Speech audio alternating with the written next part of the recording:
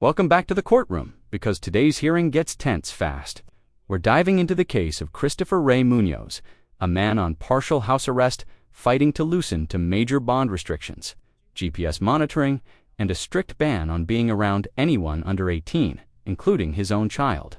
The defense argues these rules are creating serious family and daily living hardships.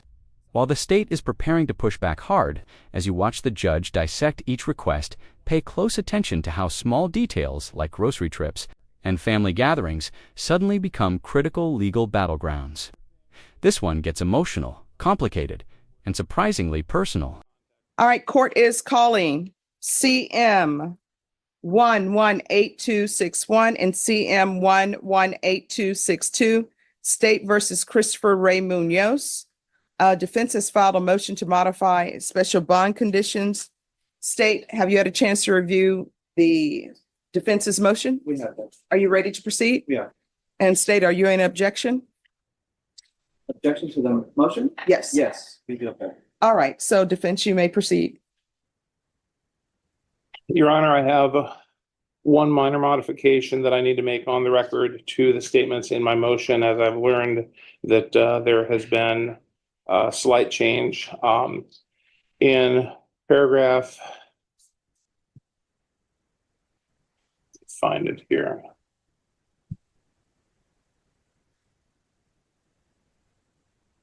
Okay. Paragraph 5, subparagraph A. There is a statement that on my client's partial house arrest, that he is not being allowed to shop for groceries or household goods.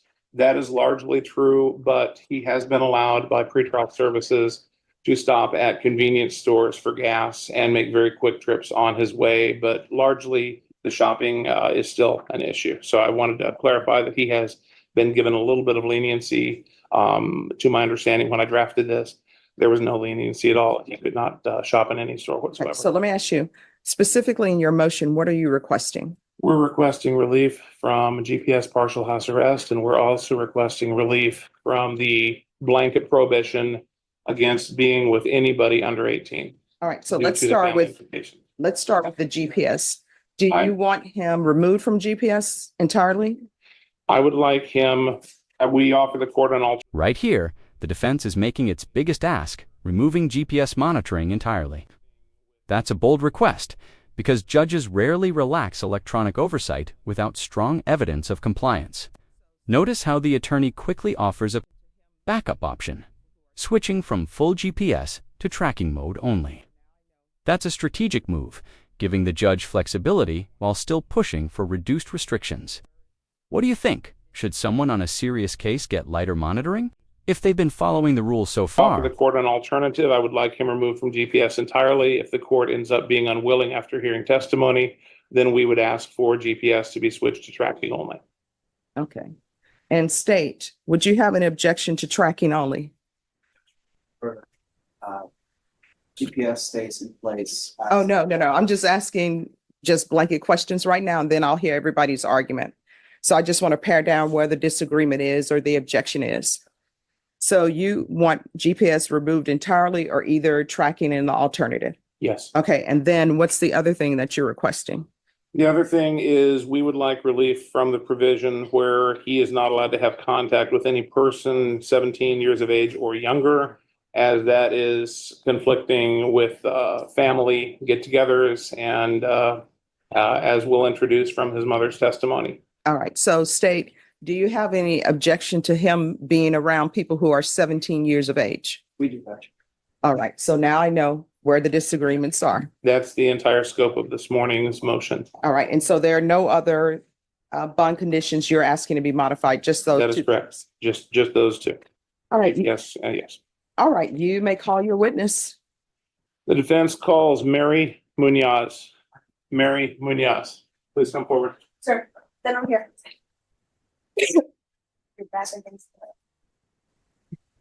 No. We don't have any cough drops, do we? No. Thank you. I appreciate that. Good morning. Good morning. Could you raise your right hand for me, please? Do you solemnly swear or affirm the testimony you give will be the truth and nothing but the truth, so help you God? Thank you. All right, you can lower your hand. Everyone, please make sure you whisper. We're on the record. Could you state your name for the record? Mary Ellen Munoz. All right, just make sure you keep your voice up so that the court reporter can hear and so that I can hear, okay? All right, and thank you for dressing appropriately for court. Thank you. All right, Counselor, you may proceed. Ms. Munoz, do you know Christopher Ray Munoz? Yes, I do. How do you know Christopher? He's my second son. Okay. You are his biological mother? Biological mother, yes. Did you raise him in your home? Yes, I did. Okay. Now, you are aware of his arrest in March on the current case, correct? Cases? I am. Okay. And you're aware that he bonded out I do. and you have invited him to make his home in your home Yes. for the time being? Yes. I would like to ask you some questions because you would be aware of the things that I want to ask about. Okay. Do you currently live at 127 West Drexel Avenue in San Antonio? That is correct. Is that a house or an apartment? It's a house. How long have you resided there? Since October of 2014. So you've been there for 10 years. Yes. Now, is it true that Christopher, for the most part, is unable to shop for himself? Yes, Have you been having to buy his groceries? I have. Have you been having to do other businesses that require going to a store for him? Clothing. Okay. Yes. Would you agree that that has cost you extra time because you've been the one to have to do those things? Yes. Okay. Do you have extended family other than Christopher? You said he was your second son, right? Yes. So you have other children? I have one of my oldest. How many other kids do you have besides Christopher? I just have a son and a daughter. Okay. And do you have any grandchildren? I have grandchildren. I have four grandsons. Okay. Now, before this incident and before Chris was on bond, would you frequently have your children and grandchildren over to your home? Yes. Okay. For dinners and Okay. Are any of these grandchildren under 18? yes, three of them. Has this created a hardship because Christopher's not allowed to be around persons under 18? It has birthdays and This is where the emotional weight of the case really shows. The ban on being around minors isn't just affecting the defendant, it's shutting down family gatherings, birthdays, and even basic holiday traditions. Judges often take these hardships seriously, but only if safety concerns have been clearly resolved. The mother's testimony here paints a picture of a household disrupted in every direction. Let me know in the comments, should family inconvenience matter when there are still charges pending? and Mother's Day. And So have these relatives just not come, or have you made Chris leave, or have you? they just don't come to the house. The children are not allowed to come. I'd have to go over there. Are you aware that Christopher has a son? Yes. Do you know the name of his son? Jackson David Carranza Munoz. And do you know approximately how old Jackson is? He is 8 years old. Now, before this incident or before this arrest, was Christopher active in his son's life? Yes, every other week he would pick him up and have him for the weekend and take him back. Okay. From what you could see, did Jackson appear to enjoy being around his dad? Yes, he did. Okay. Since Christopher's release on bond, to your knowledge, has he been able to see his son? No, he hasn't been able to see him or talk to him. Have you heard from Jackson during this time? Yes, I have Okay. contacted his mother and Okay. yes, Now, I understand that after this incident or after this arrest, CPS investigated Christopher. Is that right? Are you aware of this? yes, Okay. And are you aware if they found any reason for concern regarding Jackson? no, they did not. Okay. Are you aware of whether their investigation has been closed? Yes, we received a letter that it's been closed. Okay. And I believe that letter was provided as an exhibit to the court, to the original motion, right?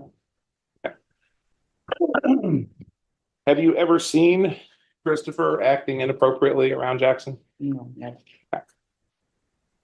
Now, you have another son. What is your other son's name? Juan Munoz Juan. Junior. And does Juan, Excuse me, counsel, I'm sorry for interrupting. I don't have the letter attached. You said there was a letter? there should have been a letter. I see if I made a note that I attached that as a motion or as an, let me see. That should have been part of the, I did not print out the letter this morning because I thought, yes, I believe I attached it to the original motion. But it states that CPS did a peremptory investigation into Christopher regarding his son Jackson and found nothing and closed the investigation with. This moment shifts the courtroom mood. The defense brings up the CPS investigation, and according to them, the agency found no reason to believe the child was in danger. That kind of letter can be extremely influential because CPS isn't easy to satisfy. But because the judge hasn't seen the document yet, everything pauses. This is a classic example of how a single missing piece of paperwork can stall a major bond decision. Do you think the judge should wait for the letter or rule based on testimony alone? Investigation with no reason to believe. All right. And state, have you reviewed that letter? I did not know there was a letter. All right. It's Just one possible it second. may not have attached. Well, let me, are you I thought able to, that's okay. Are you able to email the letter to me and I'll I'm print able it to out? email that letter today. Let me, Yes, I have it. Let If me we get- want to table the decision until the court can review that letter, that would be fine. what I will do is, this is my email address. If you're able to email it to me, then I'll email it back to both parties, so it won't be considered ex parte. That's fine. I will do that and I will make sure that I have your email address as well and I'll.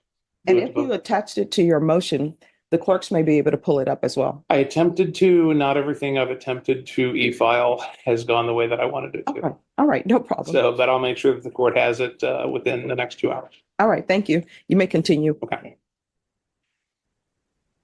We had said, I had asked if you had another son and you identified the son as Juan Munoz Jr., is that correct? Correct. Okay.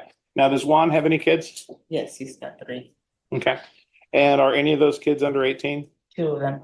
Okay. What are their names? Noah Munoz and Okay. Elijah Munoz. Do you have an idea about how old Noah and Elijah are? Noah's 13 and Elijah's 8. Okay. No, I'm sorry, he just turned 9. Okay.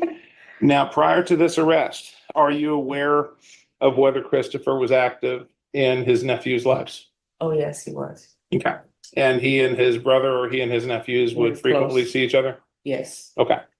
And since his arrest, are you aware of whether Christopher has been able to have any contact with his nephews? No, he hasn't. Have his nephews been able to come over to your house? No, they cannot. Okay. Do you wish they could have? Yes. Now, what does Christopher do for his job? He's a press operator.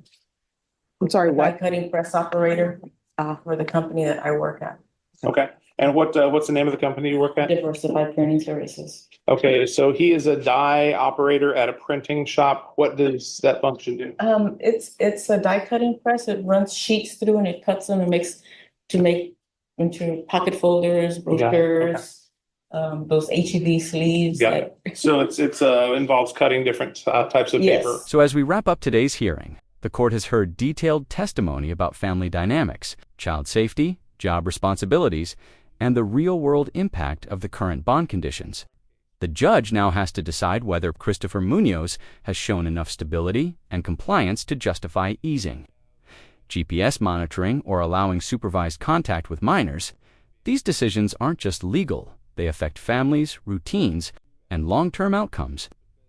If you found this case as shocking as we did, make sure to hit that like button, share your thoughts in the comments, and don't forget to subscribe for more jaw-dropping courtroom breakdowns. Types of paper. Yes, and of operating Okay. forklift and moving pallets and things Okay. like that. Now, are you aware of whether Christopher, before this incident or before this arrest, was able to do jobs on the side, skilled labor, unskilled labor? Yes, maintenance. What is Chris good at? Air conditioning repair. Okay. And since his arrest, has he been able to go do any of these side jobs that you're aware of? No, he hasn't. Do you have any idea why he has not been able to do that? Because they require going to the actual home to look at the units. Okay. And do you know whether he has tried to get permission from pretrial services to do side jobs? I think one time he did ask for permission. Are you aware of whether he was granted permission? They did grant him permission one time. Was there an issue of how much advance timing notice they needed or anything A like that? day's notice, it was a day's notice advance. Okay. And are you aware of whether he always has that much notice when he has a job opportunity? No. Okay. Not aware. So has the lack of notice affected his ability to accept these opportunities, in your knowledge? Yes, Okay, okay. Do you believe that Christopher poses a danger to you? no. I mean, yes, no, I believe he does not pose a danger to me. Okay. Who else lives in your home? I'm just myself. Okay. Do you believe that Chris poses a danger to anybody else in your extended family? No, Would you be worried if anybody in your extended family spent time around Christopher? no, I would not be worried. I never have worried. Okay. Do you want the court to grant him relief from GPS monitoring? Yes, I do. Do you want the court to grant him the ability to travel around freely? Yes, Do you want the court to allow him to be around people who are not yet 18? yes. Especially my his nephews Okay. and his son. Wanted to ask one other question. You mentioned that Juan Munoz was a junior. Mhm. Now, you said you lived alone. So Yes. does that mean that you are no longer with Christopher's father? Right, we were divorced in 2008. Okay. So does Christopher's father is he still living? Yes, he is. Okay. Has Christopher been able to go and visit his father? No, he hasn't, Do you know why? because he has to be at my house. Okay. Ask the witness. State. So yes, I have a few questions for you. Yes, Are you aware of the charges that Mr. Munoz is currently facing? I was made aware of them, yes. It's, continuous sex abuse of the mind, right? Right. Which you would agree with me, it's a very It's serious, a very serious charge, yes, I know. because it involves children, right? Mhm. And you're aware that while he is facing his trial date, there needs to be some special conditions as part of his bond, right? Yes, And one of those conditions is to keep him under partial house arrest, right? right, So he is still allowed to go to work, right? It's just that he wants more time to go to work. yes, correct. But you agree with me that even though you said that he does not pose a danger to you because you're his mother, you agree with me that there could be a danger to the community for someone facing this charge. No, I don't believe that. So you would agree with me that so do you know any other facts in this case? I just know what I was read, What you read? well, no, what came out on the news. Okay. But of course, everything that gets reported in the news is not full case. Right, correct. There's definitely more information. So you haven't talked to these girls, right? No, I don't even know where they live. Okay. So it's fair to say that you're missing information, right? That we have, which is why we have concerns, right? Mhm. Okay. So you mentioned that he cannot go grocery shopping, right? Right. But you agree with me that he can still get groceries, right? If I go out of town, then he's left to fend for himself. Well, but there's ways to get groceries, like maybe at curbside. Have you heard of HEB curbside? Yes, You correct. can go and pick up the groceries out, right? Yes, Okay. correct. So You pay more if you can. Well, you can pay more if you need it immediately, but it's Mhm. free if you order it ahead of time. Correct. Okay. You also stated that you don't believe that he's a danger to the family members, to Correct. the extended family, but you also said that the extended family cannot go to your home because of the conditions, correct? Correct. Okay, but you agree with me that Mr. Munoz doesn't necessarily have to live with you, right? He can live somewhere else. He was evicted from his apartment that he lived at when he got these charges on him. Okay, but he's working, right? Right. And he can maintain himself, or at least he could, right, and live somewhere else. That would be difficult because then he would have to disclose what he's charged with. And you think that the community would want to know these kinds of things? Because I don't believe that he did this. Yeah, but you just told me that you don't know all the information. How can you believe that? But I know my son. Okay, I see. Because you love your son, Yes. right? And you're going to do everything to protect him. Of course. No further questions, Judge. Any other questions? Are you aware that HEB does a 3% upcharge for curbside orders? Were Yes, you aware of that? I am aware of it because Even if you order ahead? correct. I know. No further questions. All right, here's my question. Who all lives in your home? What are their ages? Me, I'm 63, and then my son, All Christian. right, those are the only two people who live in your home? 2, yes. All right. So with regards to what is in place now, which is that he cannot be around persons 17 or younger, who are the people? And when I say people, I mean, what are their ages of the people who you want to be in your home who are 17 years or younger? My grandson, Noah, 13. My other grandson, Elijah, he's 9, and then of course Jackson. Okay. And how old is Jackson? Jackson's 8 years old. That's his son. All right. So the 13-year-old and the 19-year-old, do their parents know what he's charged with? The 19-year-old? I'm sorry, Oh. the 13-year-old and the 9-year-old, do their parents know what he's charged with? Yes, they do. And the 8-year-old, does the mother of that child Yes. know what he's charged with? Yes, she does. And the parents of the 13-year-old, the 9-year-old, and the 8-year-old, do they have issues with him being alone with the 13-year-old, 9-year-old, and 8-year-old? No, they don't have any issues. Okay.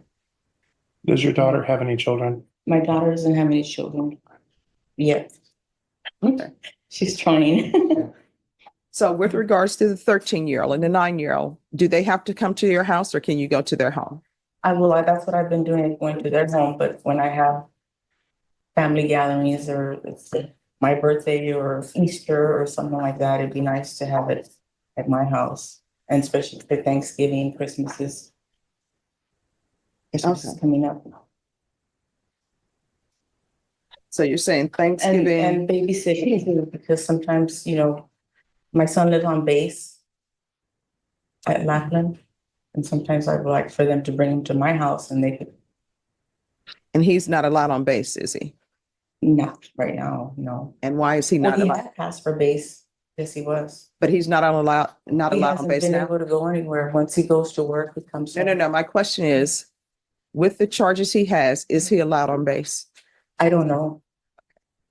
May I All right, clarify? and, oh, just one second. When is your birthday? It just passed July 24th. Okay. All right, you may ask questions. Has he even attempted to go on base since he was put on house arrest? No. All right. Any other questions? Not All right. to say. Thank you so much for coming in. Your Honor, when Yes. he was arrested, of course, he was a magistrate. He didn't have an attorney at the time. So everything's put into place without counsel. Well, I can tell you, when a person goes before a magistrate, Mhm. it's not considered adversarial. Mhm. So what ends up happening when a person goes before a magistrate, that magistrate just tells them what their rights are. Mhm. Nobody questions him about the facts of the case or whether it's true or not. Mhm. They just read it. The magistrate will read what the charges are to make sure there's probable cause.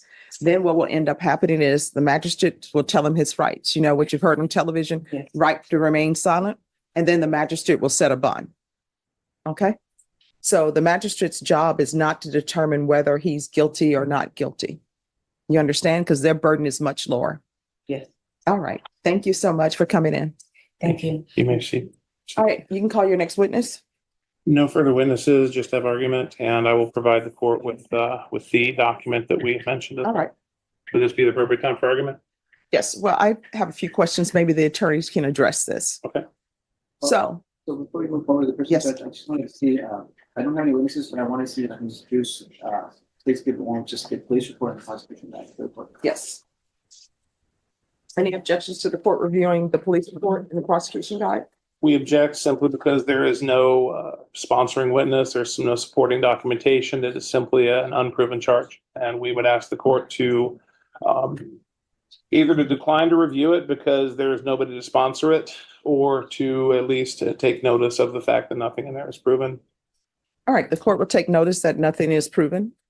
This will just, and I will tell you, the purpose of my reviewing it is to figure out why the state is objecting to the 17 years of age.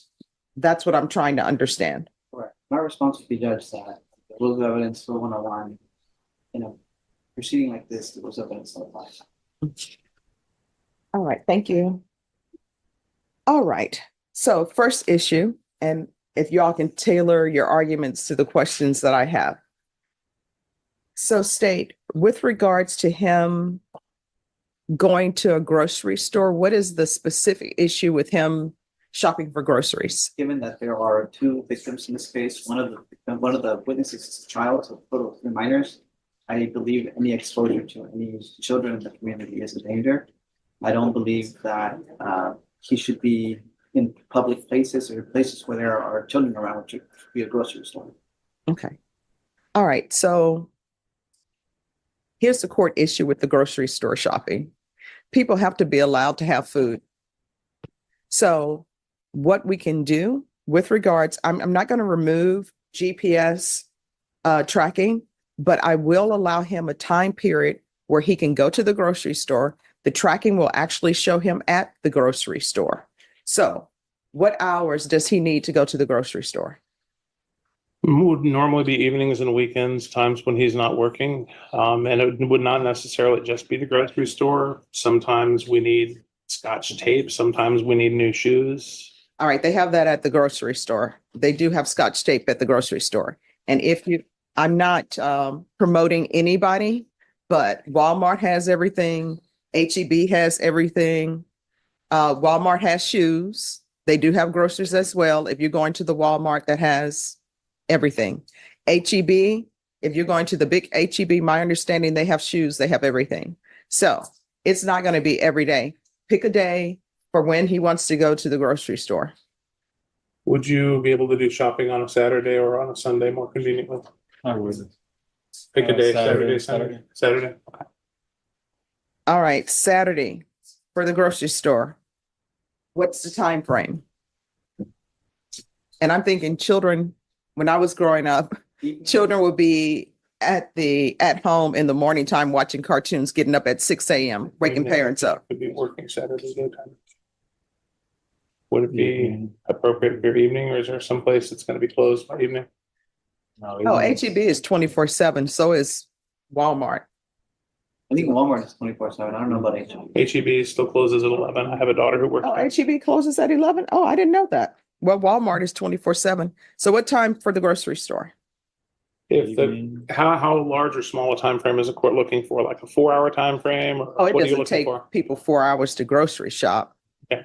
All I right. would say after 5 p.m. on Saturdays. Be 2 hours. Yeah, 2 hours for grocery shopping. Okay. So what time? Saturdays. What are the hours for grocery shopping? About 5 p.m. 5 to 7 5 to p.m. 7. Okay. 5 p.m. to 7 p.m. for grocery shopping on 7. Now, we've settled that. I'm not removing GPS, but I will allow him to go grocery shopping from 5 p.m. to 7 p.m. Is tracking unacceptable as an option to the court? No, I'm not going to do tracking. Is he being allowed to work? Yes. He is currently being allowed to work. I think the issue was he wanted to do additional. He had Job, additional side job. opportunities because he's good at AC repair and things like that. And he was not able to embrace most of those because they required more advanced notice than pretrial was comfortable with. And pretrial also wanted to know, is this somebody's home that he would be at or something like that? Because here's the thing, if he's doing AC work, if he has to go inside somebody's home, Correct. then they need to know what he's charged with in case they have children inside the home. And I'm not saying any of this is true. I'm not taking it as true, just Okay. based upon the nature of the charges. You got to be fair to both sides. Yes. All right. So partial GPS for employment, that's going to still stand, and he's allowed to grocery shop on Saturdays, 5 to 7 p.m. Now, the next thing we're going to move to is this 17 years or younger issue. Thanksgiving, Christmas. State. So it would be the same argument, Judge. This is more than one victim. I did not know about the CPS letter. I will have no objections if he wants to see his son and his son only. However, any cousins or any other minor children, I would probably be objecting to that. Your Honor, in response, may I respond to that? Yes. The allegations in this case date back to 2017. It is 2024 now. There is no allegation of any inappropriate contact with children since then. There have been no criminal charges since then that have stuck. There was a misdemeanor assault that was charged and then summarily dismissed because the justice system worked like it was designed to work. All right. So, So if there were going to be issues involving his nephews, they would have come up by now. all right. Number one, I'm not going to allow any unsupervised contact with minors. So with regards to Thanksgiving and Christmas, usually I know Thanksgiving and Christmas, when people come over, they stay forever, but there's going to be a window of time for Thanksgiving and Christmas where the mom can have her grandchildren there and he can be there as well. But it's no unsupervised contact. Any objections to that as an option, state? Well, see, I have concerns, Judge, because the allegations that were made, police report, there was adults in the home, it was just in a different room No, where this that's happened. inaccurate. That's my understanding. So absent any, Let me reread your police report, because I think in the police report, I think, I think there's more details in the prosecution guide with the child tip. okay, I have transcribed the whole thing. There has never been an allegation of anything that happened while any other adult was in the home. just one moment, because I didn't read that, but let me see if I can see what you're talking about.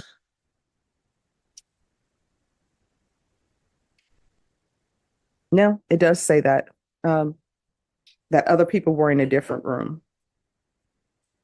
So for those reasons, we want. All right.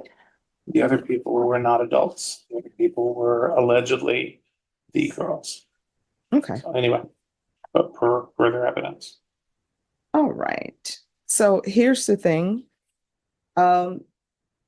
Thanksgiving, I don't know. Thanksgiving and Christmas, I don't know how his family proceeds with their Thanksgiving, their Christmas, but there can be a window if mom is the person in charge of cooking Christmas dinner and Thanksgiving dinner.